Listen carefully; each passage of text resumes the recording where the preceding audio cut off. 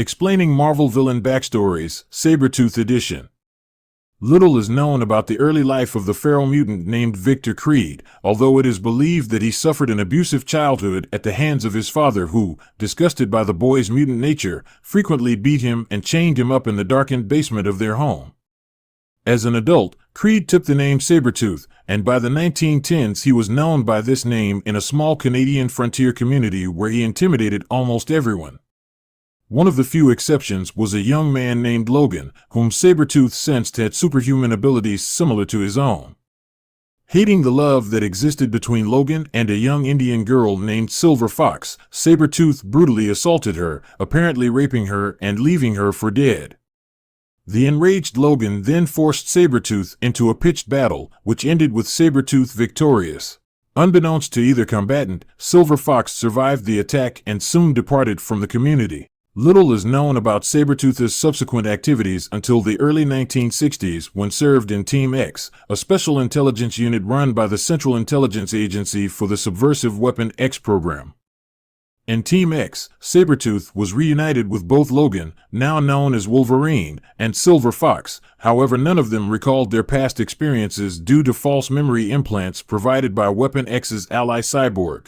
Sabretooth had a falling out with Wolverine during a mission in East Berlin in Germany during the early 1960s, exacerbating the already tense animosity between the two. During that same mission, Sabretooth met and romanced Lenny Zauber, an operative for another unnamed government agency. Unbeknownst to Sabretooth, Zauber was actually the shape-shifting mutant known as Mystique. Sabretooth remained with Zauber for a month before returning to his Team X duties and remained with the team until its disbandment. He then set out on his own as a hired assassin, earning a worldwide reputation. At some point in the subsequent decades he became a student of the enigmatic foreigner, head of the assassin guild known as the 1400 Club and one of the few men that Sabretooth respects. Sabretooth was also again manipulated by Mystique, who, for reasons of her own, seduced him in order to become pregnant with his child. However, the resultant son had no mutant potential and was abandoned by Mystique, growing up to become the anti-mutant activist Graydon Creed.